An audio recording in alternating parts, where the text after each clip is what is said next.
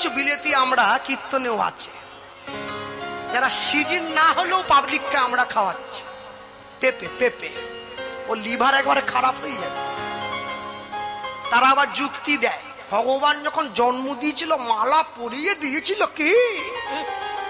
ভগবান যদি দরকারি মনে করতো তো মালা পরিয়েই দিত। হ্যাঁ, আবার বলে বিবেকানন্দ মালা পরতো, মাতঙ্গিনী হাজরা মালা। ওরে তুই নেতাজি আর পিঁয়াজি এক করে দিচ্ছিস। বিবেকানন্দের সঙ্গে সাধারণ মানুষ। বিবেকানন্দের দেহটাই তো বৈরাগ্যের দেহ, কিসের মালা? মাতঙ্গিনী হাজরা 6টা গুলি বুকে খেয়েও দেশের পতাকা মাটিতে পড়তে দেয়নি, বৈরাগ্যের দেহ। গুলির কথা বললেই আমি ঘর ঢুকে কপাল লাগিয়ে দিই, খাওয়া তো দূরের কথা। মাতঙ্গিনী হাজরার সঙ্গে নিজের তুলনা করতেছে। মনে রাখবেন, এ বিলেতি আমরা চক্করে পা দেবেন না। তাকে ঘুরিয়ে বলবেন যে বাবু তাহলে কি করতে হবে, সে সঙ্গে সঙ্গে বলবে মালা খুলে দাও। তখন তাকে বলবেন যে মালা আমি খুলবো, কিন্তু আমার একটা কথা আছে। কি? ভগবান যখন জন্ম দিয়েছিল আমাদের জামা কাপড় পরিয়ে দিয়েছিল কি? ল্যাংটো করেই তো দিয়েছে। আবার যখন মরে যাব সব কিছু খুলেই তো চিতায় তুলে দেবে। তাহলে পরার কি খুব দরকার আছে? খুলে ঘুরলেই তো হয়। তখন সে বলবে না না না না না না না, কাপড় পরা হয়। হ্যাঁ, সে আমার নামে আবার কেস টেসও করেছে, বুঝলেন? সে হোক। হ্যাঁ, ও সব জগতে চলতে গেলে ভালো খারাপ নিয়েই চলতো। কি কর, কেস করছে, কোর্টে ডাকলে হাজিরা দেবো, অসুবিধে কোথায়? হ্যাঁ, এখন কথা হলো তা বলে তো সনাতন ধর্মের নিন্দা শুনতে পারি না। যারা ডেকে নিয়ে গিয়ে শুনছে তাদের ভালো লাগছে শুনছে, আমি তো শুনবো না। নিয়ে গেছে। এখন কথা হলো কাপড় জামা পরা হয় লজ্জা ঢাকার জন্য, মালা পরা হয় সনাতন সংস্কৃতিকে রক্ষা করবার জন্য। মালা পরবেন, প্রত্যেকে পরবেন। আর যাদের লজ্জা করছে, অনেকে তো আছে লজ্জা টজ্জা করে, তাদের জন্য উপায় একটা বলে দিচ্ছি। রাত্রিবেলা ঘুমানোর সময় মালা পরে ঘুমোবেন। কেউ দেখলো না, কাজও হচ্ছে। সকালবেলা ঘুম থেকে উঠে মালা খুলে বালিশের তলে রেখে এইবারে ঘরের বাইরে বের, কেউ জানলো না। 1 দিন 2 দিন 3 দিন 4 দিন 5 দিন 6 দিন 7 দিন 10 দিন 1 মাস দেখবেন 2 মাসের বেলা গলার মালা গলায় রয়ে গেছে, আপনি ঘরের বাইরে চলে। মানুষের সঙ্গে প্রেম করলে প্রেম কমে যায়, ভগবানের সঙ্গে প্রেম করলে প্রেম বেড়ে যায়। আত্মীয় বাড়িতে রোজ রোজ গেলে আত্মীয়ের কাছে সম্মান কমে যায়, ভগবানের মন্দিরে রোজ রোজ গেলে ভগবানের কাছে সম্মান বেড়ে যায়। যেতে হবে তো, না গেলে বুঝবেন কি করে আনন্দ কতখানি। প্রেমানন্দ জন্ম নিয়ে নিচ্ছে, রুহিদাস নাম নিয়েছে। রু মানে আত্মা, দাস মানে দাসত্ব করানো। যে তার আত্মাকে নিজের দাসত্ব স্বীকার করিয়ে রাখে তাকে বলে রুহিদাস। 3 দিন হলো জন্ম নিয়েছে, ছেলেটা চোখ মেলেও তাকাচ্ছে না, মাতৃস্তনদুগ্ধও পান করছে না। ডাক্তার বদ্যি সব ফেল হয়ে যাচ্ছে। পাড়ার লোক এসে রুহিদাসের বাবা মাকে ডেকে বলছে, এই যে রুহিদাসের বাবা, ছেলেটাকে নিয়ে একটু পাশের গ্রামে রামানন্দ স্বামীর আশ্রমে নিয়ে যাও তো, শুনেছি সাধু বাবার নাকি অনেক ক্ষমতা। তাই বলছো? এইবার রুহিদাসকে জড়িয়ে ধরে রামানন্দ স্বামীর আশ্রমে নিয়ে গিয়ে রুহিদাসকে রামানন্দ স্বামীর চরণতলে শুইয়ে দিয়েছে। রামানন্দ স্বামীর চরণতলে গড়াগড়ি দিতে দিতে যখনই রামানন্দ স্বামীর অঙ্গে রুহিদাসের দেহটা স্পর্শ হয়েছে চরণের সঙ্গে, অমনি চোখ মেলে তাকাল। গুরুদেব, 3 দিন পর্যন্ত আমাদের ছেলেটা চোখ মেলে চায়নি, আজকে আপনার চরণটা যেই আমাদের ছেলের অঙ্গে স্পর্শ হয়েছে চোখ মেলে চাইনি। চক্ষুদান দিলা যেই, জন্মে জন্মে প্রভু সেই। চোখ মেলে তাকিয়েছে। গুরুদেব বলে কি বললে? কই ছেলেটাকে দেখি একবার। এইবার কোলে নিয়ে গুরুদেব ছেলেটাকে উল্টে পাল্টে দেখছে, দেখি তো চিহ্ন আছে কিনা, দেখি তো চিহ্ন আছে কিনা, দেখি তো চিহ্ন আছে কিনা, দেখি তো চিহ্ন আছে কিনা। খিলে যাই বেছে না, যাদের খিলে যাই বাজে, দেখি তো চিহ্ন আছে কিনা, যাদের খিলে যাই বাজে, দেখি তো চিহ্ন আছে কিনা।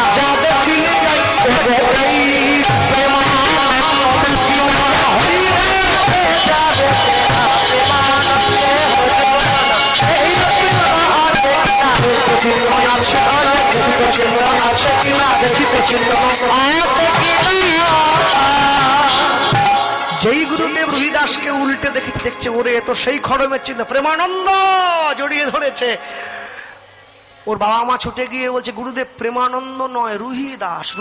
ও হ্যাঁ ঠিক, আসলে আমার ভুল, বয়স হয়ে গেছে তো। ওরা তো আর জানে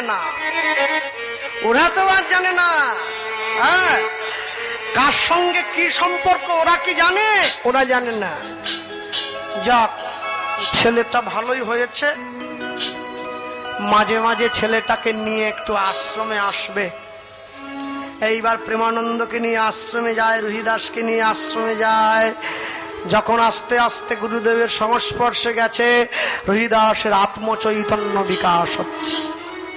গুরুদেব শিখিয়ে দিয়েছে, রুহিদাস ভোরবেলা প্রাতঃকালে ঘুম থেকে উঠে ভগবানের নাম নেবে। একটু একটু করে রুহিদাস যৌবনে পদার্পণ করেছে।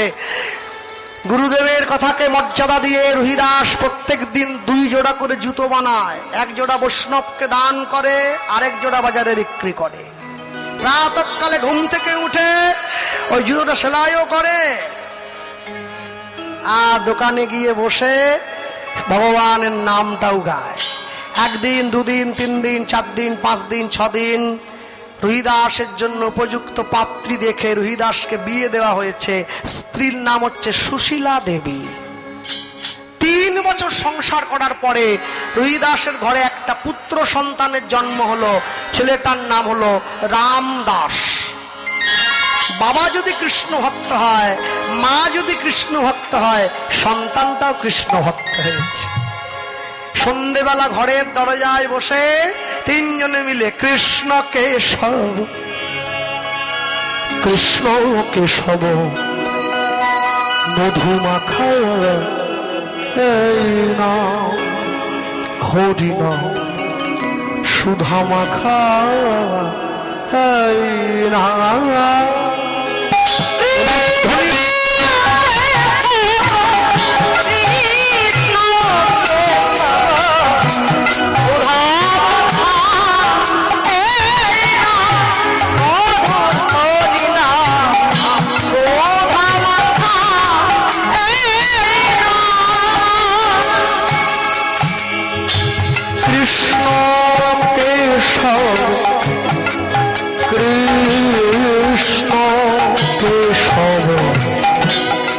মধুমাখা এই নাম, হরি নাম সুধা মাখা এই নাম।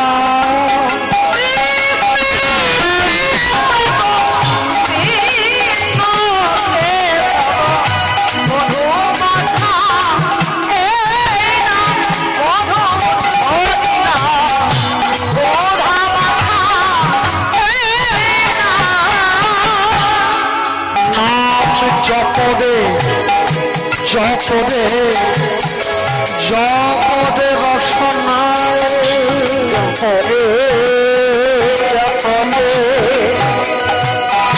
জপদে রসনা। রসনা মানে জিহ্বা। একবার বলবে নিজের জন্য, একবার বলবে যে বলতে পারে না তার জন্য, একবার বলবে যে বলতে পারে কিন্তু বলে না তার জন্য। নাম জপদে জপদে জপদে রসনা, জপদে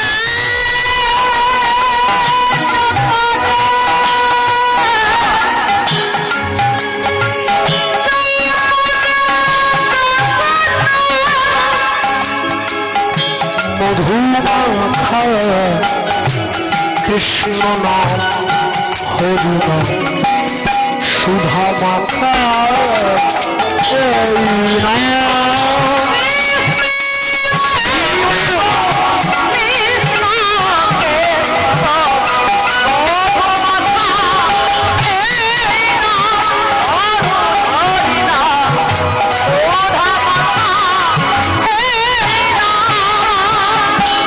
নাম জপ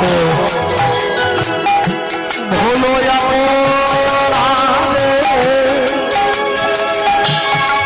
দূরে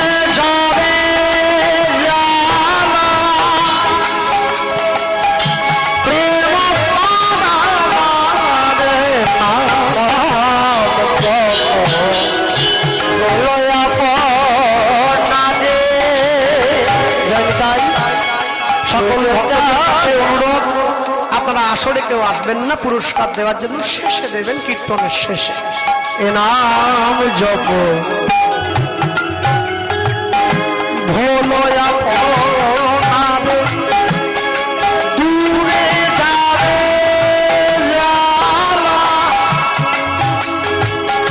প্রেম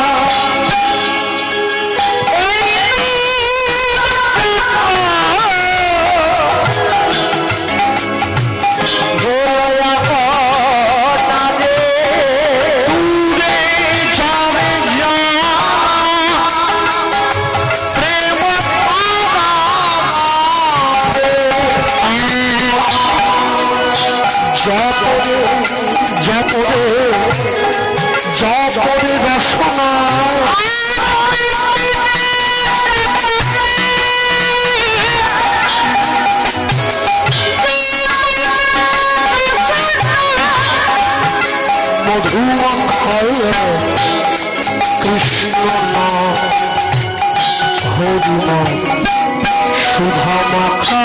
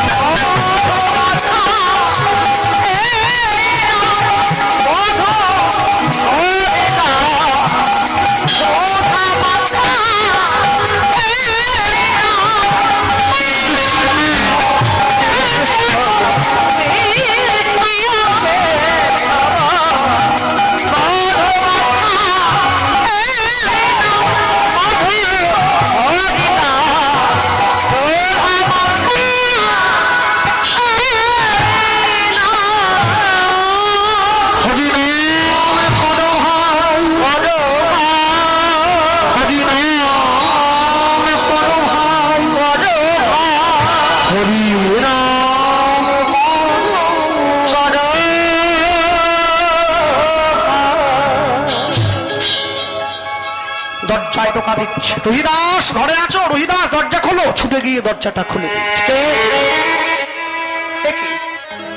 আপনি কে? তুমি আমার চিনবে না ভাইয়া, আমি একজন বণিক সওদাগর, আমি ব্যবসা করে এই পথ দিয়ে ফিরছিলাম। বাহ, তোমার মুখের নাম শুনে আমি দাঁড়িয়ে পড়লাম। একটু জল দেবে ভাই, বড় পিপাসা পেয়েছে। দেখুন, শুধু জল নয়, আমি আপনাকে পেট ভর্তি করে প্রসাদও দিতে পারি, কিন্তু কি জানেন, আমি কিন্তু মুচির ছেলে। ভেবে দেখুন, আপনার জাত যাবে না তো? যে বাড়িতে গোবিন্দ সেবা হয়, যে বাড়িতে সাধুগুরু বৈষ্ণবের চরণধুলি পড়ে, সেই বাড়িটা তীর্থ হয়ে যায়।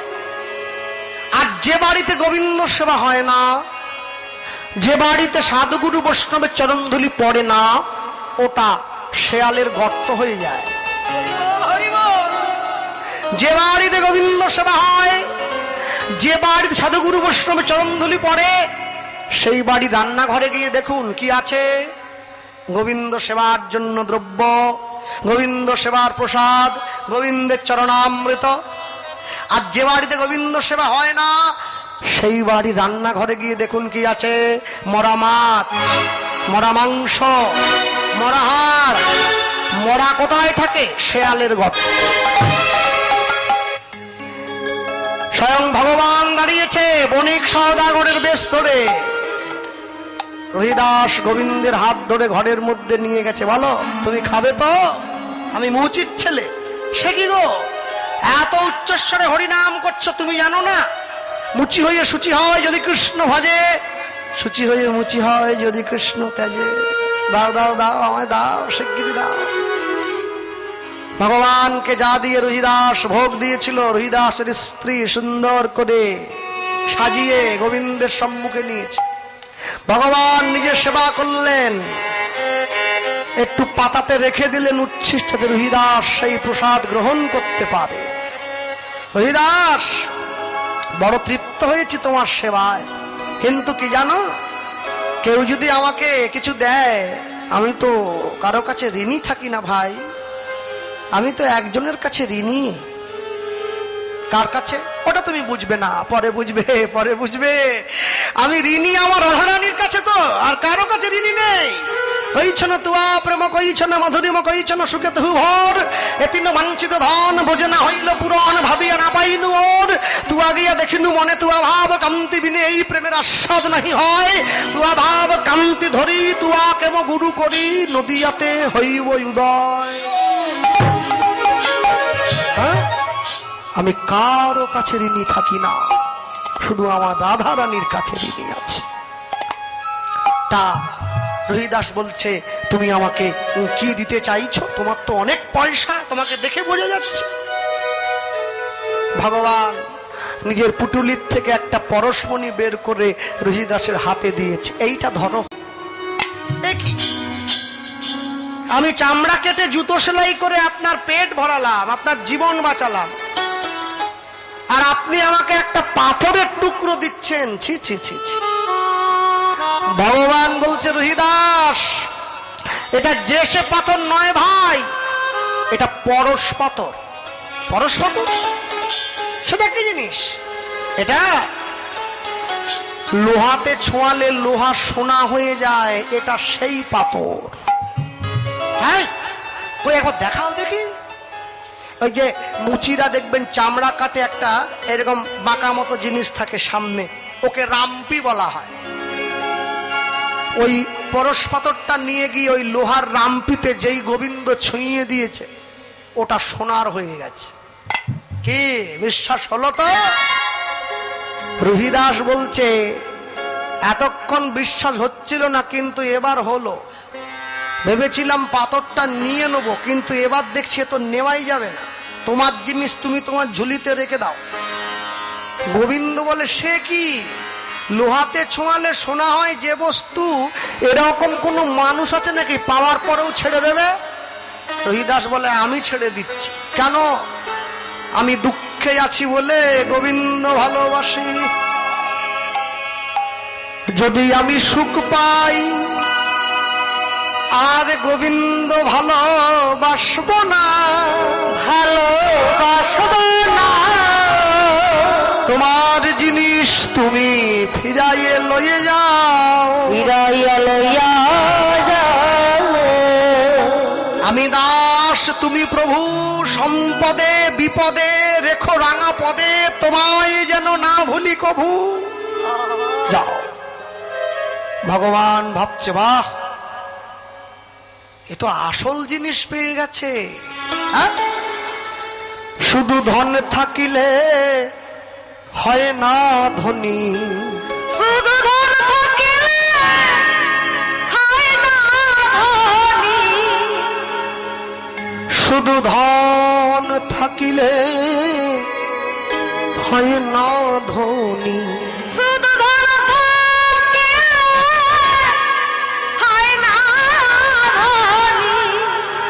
কৃষ্ণ ধন যা নাই হিয়ায়, ধনের মালিক কেবা হবে এই স্বার্থের দুনিয়ায়, এই স্বার্থের দুনিয়া। যারে তুমি ভাবেছ আপন, ভাবছ আপন, ওগো আপন সে তো ছিল না কখন। ওগো যারে তুমি ভাবছ আপন, সে তো আপন ছিল না কখন। তোমার শেষের দিনে পারের সম্বল, তোমার শেষের দিনে পারের সম্বল, তোমার শেষের দিনে পারের সম্বল, তোমার শেষের দিনে পারের সম্বল। সাথে কেবা যাবে হায়, যাবে ধনের মালিক কেবা হবে, কে বা হবে এই স্বার্থের দুনিয়া, এই ধনের মালিক কে বা হবে এই স্বার্থের দুনিয়া।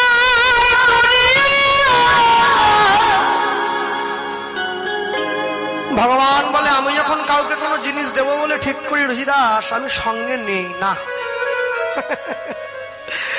খড়ের চালে গুঁজে দিয়ে চলে গেলাম, যদি কোনোদিন প্রয়োজন পড়ে তুমি নিয়ে নিও। রহিদাস বলে বিপদে পড়ে, দুঃখে পড়ে, গরিবের জ্বালায় পড়ে যদি মরেও যায়, তবু আমি ওই জড়জাগতিক সোনার জিনিস আমি নেব না। হরি বল, হরি বল। ভগবান চলে গিয়েছে, চলে গেল। অবজানন্তে মাং মূঢ়া মানুষিং তনুমাশ্রিতং পরং ভবজানন্তে ভূত মহেশ্বরম। বোকা মানুষগুলো যেমন আমাকে মানুষ দেখে ভুল করে, তুমি কি আমাকে সেই রকম ভাবলে নাকি? হ্যাঁ, মনে রাখবেন, আমি সকলের জন্য বলছি, ভগবানের মন্দির, ভগবানের মঠ নির্মাণ হওয়া দরকার। সনাতন ধর্ম রক্ষা হবে কি করে? ভগবানের মঠ মন্দির তৈরি হতেই হবে। কিন্তু দয়া করে সব মন্দির, সব মঠকে ধাম বানিয়ে ফেলবেন না। ধাম হতে গেলে তার যোগ্যতা থাকতে হয়। ধাম হচ্ছে চার ধাম, একটা হচ্ছে রামেশ্বরম, একটা বদ্রীনাথ, একটা দ্বারকা, একটা পুরী, চার ধাম। কিন্তু ভক্ত মুখে স্বীকৃত হয়েছে আরো দুটো ধাম, একটা নবদ্বীপ ধাম, একটা বৃন্দাবন ধাম। কিন্তু বৃন্দাবন ধামকে আমরা ধাম বলি বটে, প্রকৃত ভক্তরা বলে শ্রীধাম বৃন্দাবন। আগে ধাম পরে বৃন্দাবন, শ্রীধাম বৃন্দাবন। যত যত ধাম আছে সবার নামের পরে ধাম আছে। পুরী ধাম, নবদ্বীপ ধাম আছে, বৃন্দাবনের আগের দিকে ধাম, শ্রীধাম বৃন্দাবন। কেন? বৃন্দাবনের আগের দিকে শ্রী শব্দ ব্যবহার করা হচ্ছে। শ্রী শব্দ হচ্ছে লক্ষ্মীবাচক, যার ঊর্ধ্বে কোনো সৌন্দর্য হয় না। জড়জগতের যত সৌন্দর্য সব বৃন্দাবনে পাওয়া যায়, তাই শ্রীধাম বৃন্দাবন। শুধু জড়জাগতিক সৌন্দর্য নয়, অপ্রাকৃত সৌন্দর্যের ধাম হচ্ছে বৃন্দাবন। হ্যাঁ, বৃন্দাবনে কোনো গরুর গলায় দড়ি নেই, কোনো গরুর গলায় দড়ি নেই। বৃন্দাবনের গরুগুলো পর্যন্ত আমাদের শিক্ষা দেয়, তাকিয়ে দেখো তোমাদের মতো আমরা মায়ার বন্ধনে আসক্ত নই। বৃন্দাবন, হ্যাঁ, এই যে আমার মা বসে আছে, সকলে আমার মাকে দেখেছেন, চেনেন অনেকে। হ্যাঁ, আজ থেকে 8 মাস আগে বৃন্দাবনে আমার বিয়ে দিয়ে এনেছে আমার মা। তো বৃন্দাবনের সঙ্গে আমার সম্পর্ক বড় নিবিড়, আমি জানি। বৃন্দাবনের ব্রজগোপীদের যে ভাবনা, যে ধারণা, যে রাধা অনুরাগ, তার এক শিকি আমাদের নেই, এক শিকি আমাদের নেই। হ্যাঁ, বৃন্দাবনের ব্রজগোপীরা রাধে বলে বলার সঙ্গে সঙ্গে চোখ দিয়ে ঝরঝর করে জল এসে যায়, বলা মাত্রই যেন একবারে মুখের ডগায় বসে আছে। কেন জানেন? সব সময়ের জন্য জানবেন, আমাদের বাংলার মায়েরা 12 ভাগ